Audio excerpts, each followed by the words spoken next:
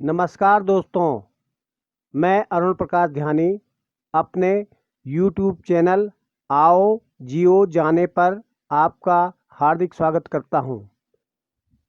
इस चैनल के माध्यम से मैं शासनादेशों की सरल भाषा में व्याख्या तथा अपने सब्सक्राइबर्स के द्वारा उठाई गई जिज्ञासाओं का उत्तर देने का प्रयास करता हूं।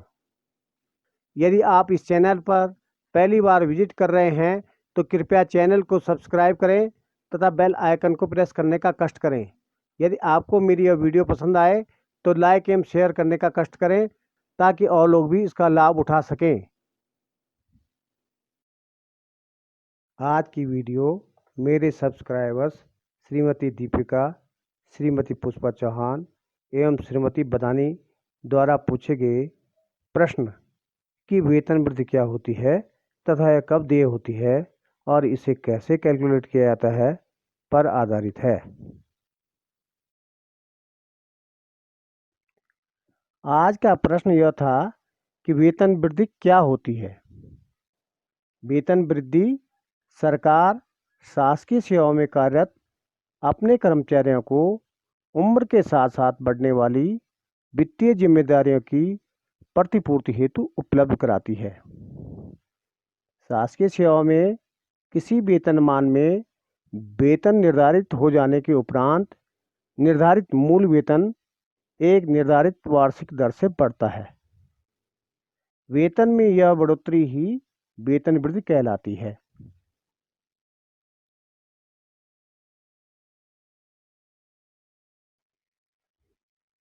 वैसे तो वेतन वृद्धि के संबंध में कोई क्लिष्ट नियम नहीं है कि जिसे समझना कठिन हो, परंतु कतिपय स्थितियां ऐसी होती हैं जिसमें वेतन वृद्धि स्वीकृत करते समय सावधानी बरतने की आवश्यकता होती है।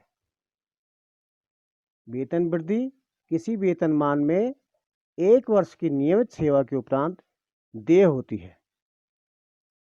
वेतन वृद्धि स्वीकृत करने हेतु पृथक से आदेश पारित करने की आवश्यकता नहीं होती है। यदि कोई कर्मचारी लीव विदाउट पे है जो कि मेडिकल सर्टिफिकेट के आधारित न हो, ऐसी छुट्टियों पर चला जाता है तो ऐसे व्यवधान की स्थिति को वेतन वृद्धि हेतु आगणित नहीं किया जाएगा। वेतन वृद्धि रोके जाने के संबंध में भी कुछ नियम हैं।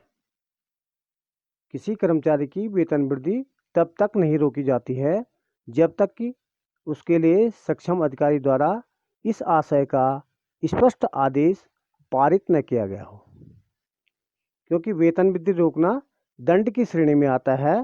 अतः ऐसे आदेश से पूर्व अनुशासनात्मक कार्यवाही हेतु अपेक्षित औपचारिकताओं को पूर्ण किया जाना आवश्यक होता है।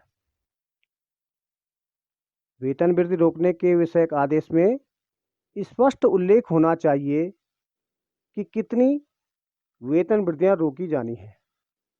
यह दंड किस निर्धारित अवधि हेतु होगा अथवा वेतन वृद्धि रोकने का प्रभाव स्थायी होगा। इस दंड का प्रभाव भावी वेतन वृद्धियों पर भी पड़ेगा या नहीं पड़ेगा, इस तरह का स्पष्ट उल्लेख वेतन वृद्धि को रोकने के आदेश में होना चाहिए। किसी कर्मचारी को स्वीकृत की जाने वाली अथवा रोकी जाने वाली वेतन वृद्धियों का उल्लेख उसकी सेवा पुस्तिका में किया जाना चाहिए।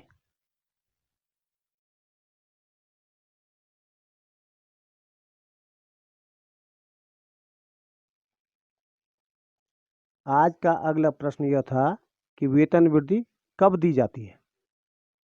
वेतन वृद्धि किसी वेतनमान में 1 वर्ष की नियमित सेवाएं पूर्ण होने पर देय होती है, लेकिन इस संबंध में भी अलग अलग वेतन आयोगों में अलग अलग व्यवस्थाएं दी गई हैं।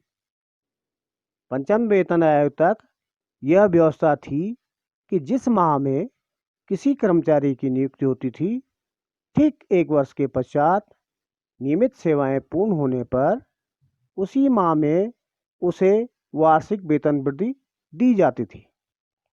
जैसे यदि किसी कर्मचारी की नियुक्ति 10 फरवरी 2003 में हुई हो तो उसकी अगली वार्षिक वेतन वृद्धि की तिथि फरवरी 2004 होगी। किंतु छठवें वेतन आयोग से यह व्यवस्था बदल दी गई है। अब साल में अलग अलग कर्मचारियों की अलग अलग महीनों में वेतन वृद्धि की व्यवस्था को खत्म करते हुए यह व्यवस्था दी गई है कि वार्षिक वेतन वृद्धि अब वर्ष में केवल माह जनवरी अथवा माह जुलाई में देय होगी। माह जनवरी में किसकी देय होगी? यदि किसी कर्म की नियुक्ति 1 जनवरी से 30 जून के मध्य किसी भी तिथि को होती है तो उसके वार्षिक वेतन वृद्धि की तिथि अगले साल माह जनवरी होगी। इसी प्रकार यदि किसी कार्मिक की नियुक्ति 1 जुलाई से 31 दिसंबर के मध्य किसी भी तिथि को होती है तो उसके वार्षिक वेतन वृद्धि की तिथि अगले साल माह जुलाई में देय होगी। आज का अंतिम प्रश्न यह था कि वेतन वृद्धि का निर्धारण किस तरह से किया जाता है। इसमें भी दो व्यवस्थाएं दी गई हैं। 5वें वेतन आयोग तक कार्मिक को उसके वेतनमान में तय राशि के अनुसार वार्षिक वेतन वृद्धि दी जाती थी। इसमें एक निश्चित वेतनमान में कार्य करने वाले, चाहे वह सबसे जूनियर हो अथवा सबसे सीनियर हो, की वार्षिक वेतन वृद्धि हेतु एक निश्चित राशि तय थी। जैसे कि वेतनमान 4000 6000 में, इस वेतनमान में कार्मिक के प्रत्येक वार्षिक वेतन वृद्धि की तिथि को 100 रुपये की वेतन वृद्धि होती थी। जैसे 4000 वाले को 4100 और 5200 वाले को 5300।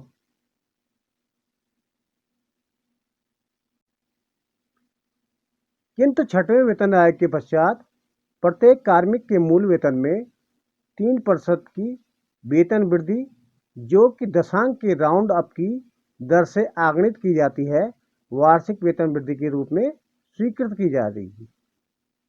जैसे यदि किसी कार्मिक का मूल वेतन 15,100 रुपये है तो उसकी वार्षिक वेतन वृद्धि का आगणन इस प्रकार से किया जाएगा।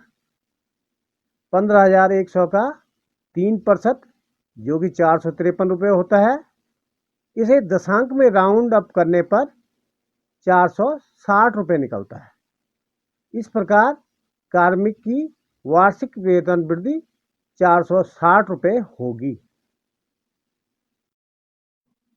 अब 7वें वेतन आयोग के पश्चात वार्षिक वेतन वृद्धि की दर मूल वेतन में 3% है, जो कि शतकांक के राउंड की दर से आगणित की जाती है। ये कैसे आगणित की जाती है? इसका उदाहरण है, यदि किसी कार्मिक का मूल वेतन 56,100 रुपये है तो उसकी वेतन वृद्धि कितनी होगी?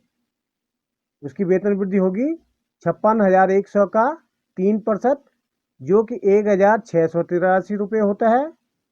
इसे शतकांक के राउंड करने पर यह बढ़कर 1,700 हो जाएगा। इस प्रकार कार्मिक की वेतन वृद्धि 1,700 रुपये होगी। 7वें वेतनमान में हम एक और वेतन वृद्धि लेते हैं। यदि किसी कार्मिक का मूल वेतन 57,800 रुपये है तो उसकी वेतन वृद्धि कितनी होगी? उसकी वेतन वृद्धि का आकलन किस तरह से किया जाएगा? उसकी वेतन वृद्धि 57,800 का 3% यानी 1,734 रुपये होता है, जिसे शतकांक के राउंड करने पर वह घटकर 1,700 रुपये ही लिखा जाएगा। इस प्रकार कार्मिक की वेतन वृद्धि 1,700 रुपये होगी। 7वें वेतन आयोग में वेतन वृद्धि की तालिकाएं निर्धारित की गई हैं, जो कि इस प्रकार से हैं।